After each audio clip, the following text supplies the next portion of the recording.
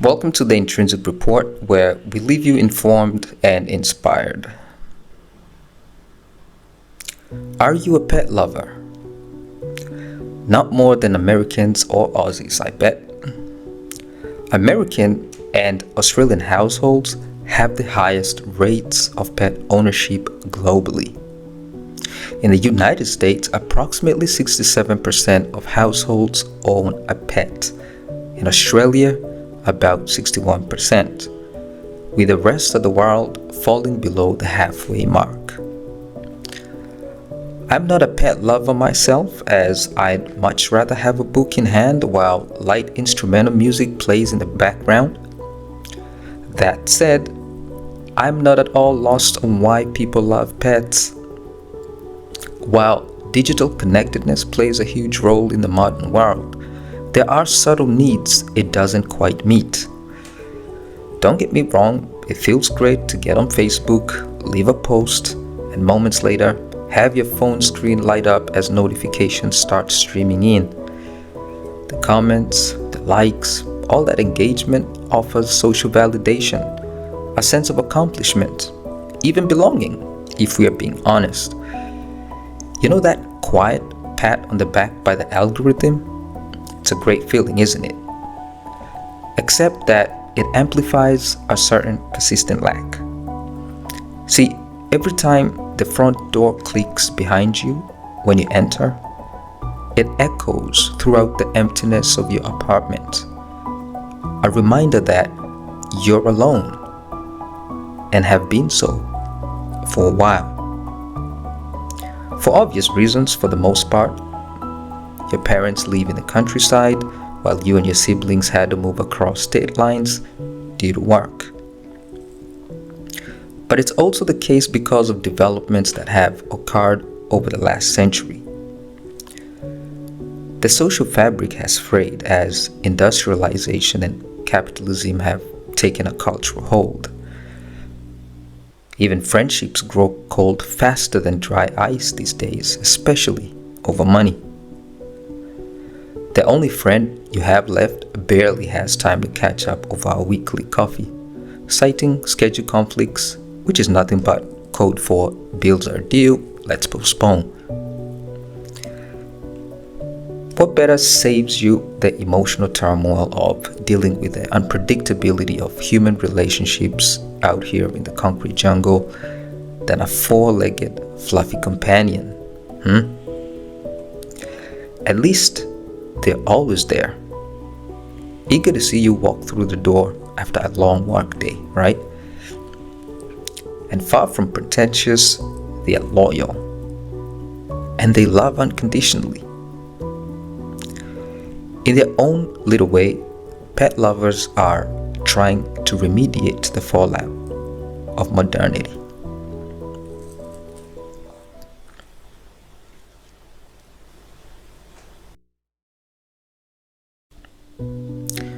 On my travels throughout Far Eastern countries, I've noted how common it is to see people pushing a baby stroller.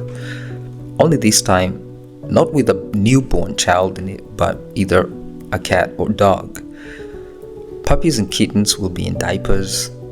Fully grown ones will be in sex-appropriate colors and clothes. And pet salons are everywhere in the big cities. In the neighborhood where I live, pet salons are always just around the corner. They're far more conveniently located than hospitals, actually. In some cases, every floor at the mall has one. And they are swamped even on weekdays as owners book to have their pets groomed, complete with massages and pedicures. I can't even begin to imagine what it would be like in larger cities like Los Angeles or Sydney. As pets take center stage in our lives, the veterinarian is just as important to have on speed dial as your family doctor. Pet birthdays are celebrated elaborately with balloons, candles, and cakes. And you can be sure that every photo capturing special moments or milestones is prominently pinned on the pet owner's social accounts. Had my grandfather been alive to see it, he wouldn't have been able to tell the difference between how his grandchildren and pets are treated in the modern era. And he'd not have been wrong to see it that way, as whatever distinctions that have historically existed between man and the animal kingdom are so blurred that animal cruelty is considered more objectionable than abortions these days. In our desperation to find real emotional connections amid all the trappings of urbanization, pets have been elevated, humanized, to substitute for the family and friends we no longer have.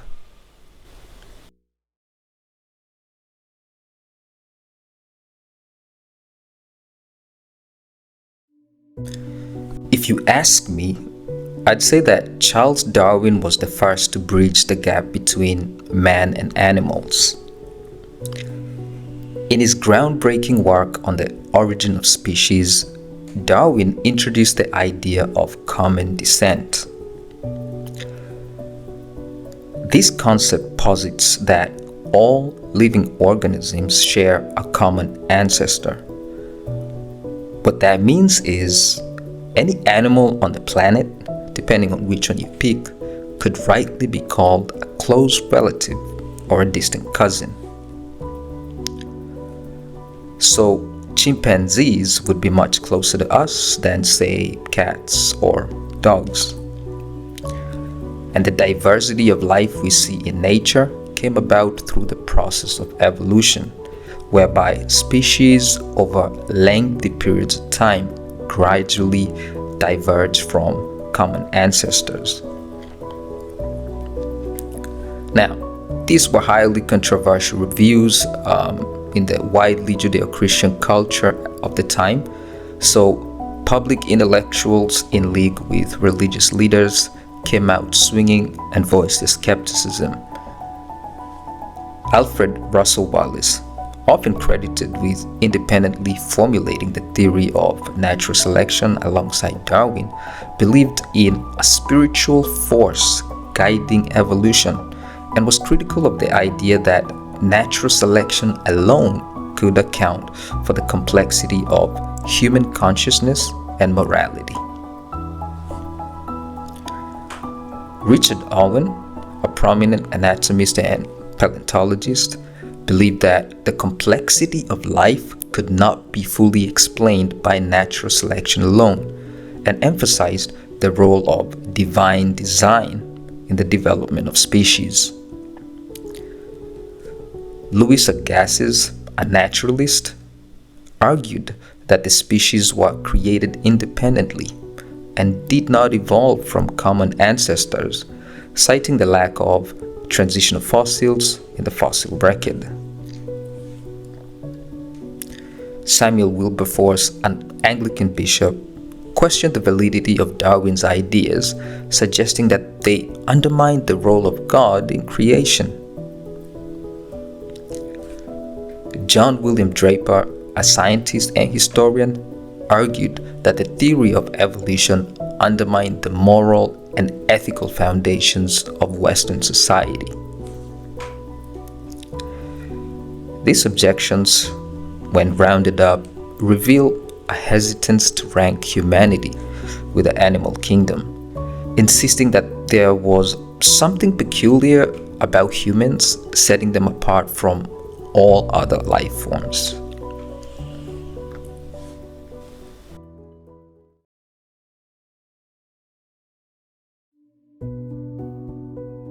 Had I been in the room with them, here's what I'd have said. Allow me to paint this picture.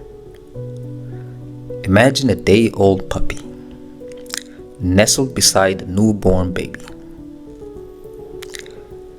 If you look closely, you'll see the puppy, still blind and deaf, sniff its way to its mother and begin to suckle instinctively.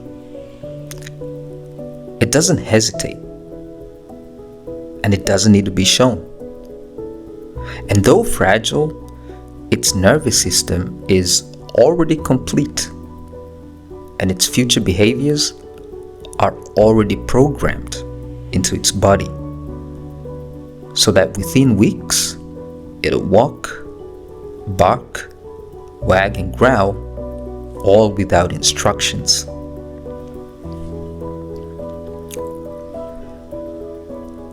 But the baby boy, he lies motionless, utterly dependent. He can't crawl, suckle effectively, or focus his eyes. He needs to be held, guided, nurtured for years before he can function independently. His body is there, but his behavior must be built from scratch. He has no usable instincts for the world he's been born into. He must be taught everything.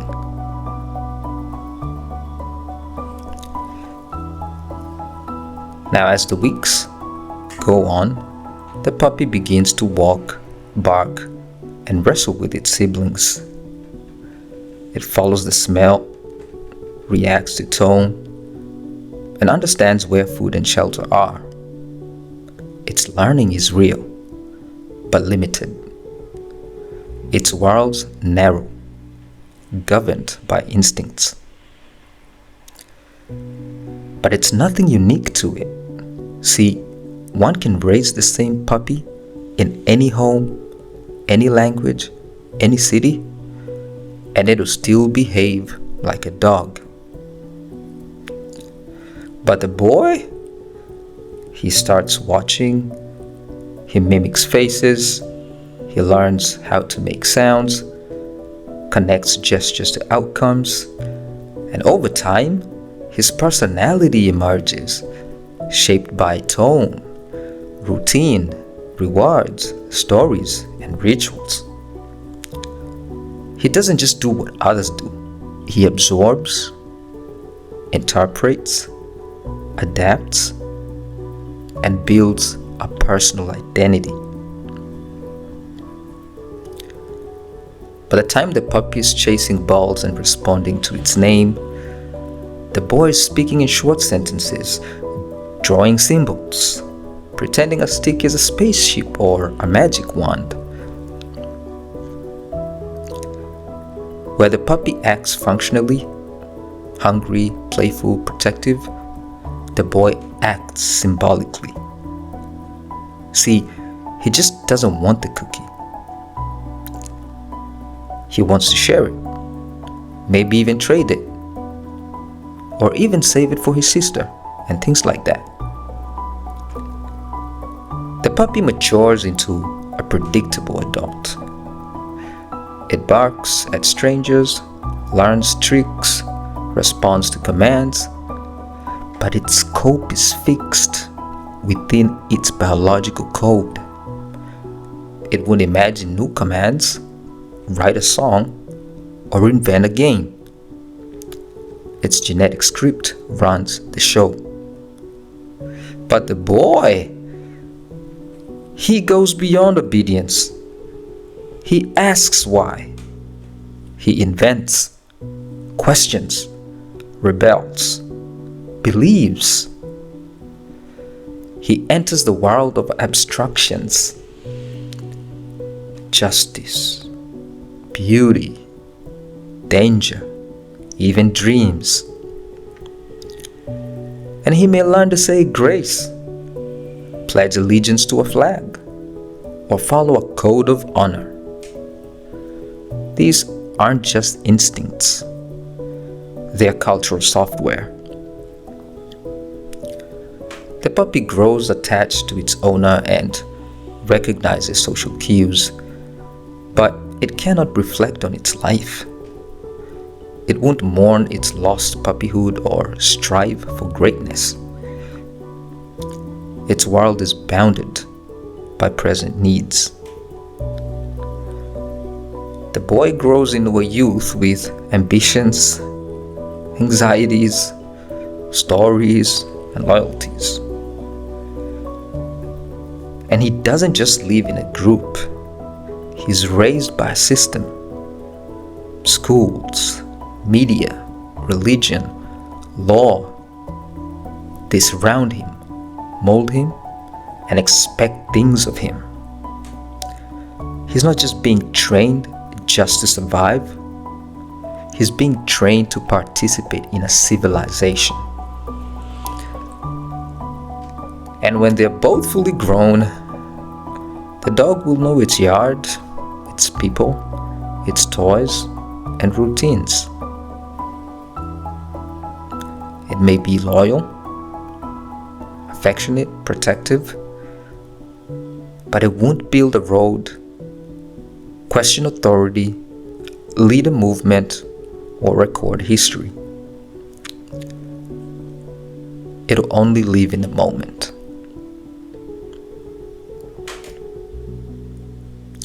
The boy may now be a man, one who builds cities, writes poetry, runs governments, creates technology, raises children of his own, and reflects on the meaning of life.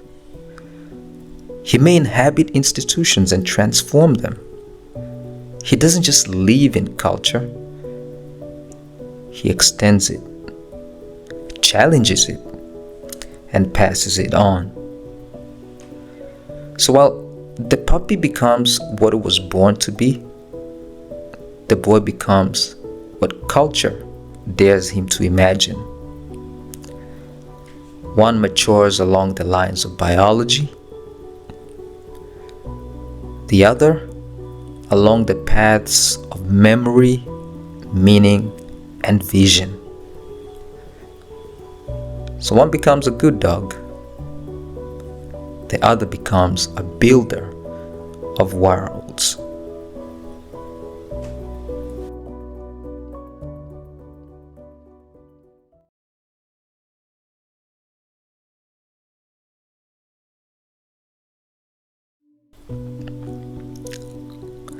I added that final part as I enjoyed the view of the skyline from a rooftop bar. See, no one goes on safari to see the architectural marvels of some chimpanzee civilization or anything like that, do they?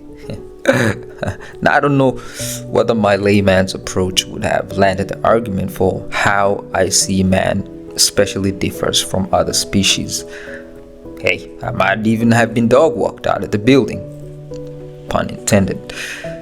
Still, I like to think I got one or two people's attention enough to make them consider why, ultimately, human connections, laborious as they are still essential.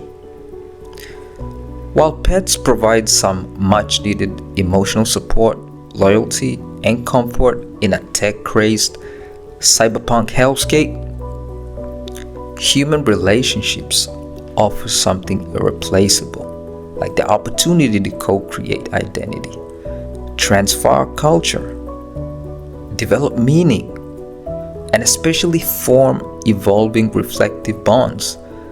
I can't deny how great it feels for me to be around people that have been there from the start, through the lows and high seasons, and get a good laugh out of our mistakes while we celebrate our achievements and that sort of thing. Social bonds aren't just about affection, they're about transformation. As the saying goes, your character is the average of the company you keep. Iron sharpens iron. You want to have the relationships that pour into you as much as you give to others. So between animals and us, we are the only ones capable of offering any meaningful companionship, especially the kind that we can look back on in our sunset years together. So before you say never, hear me out. Don't give up on finding your people just yet.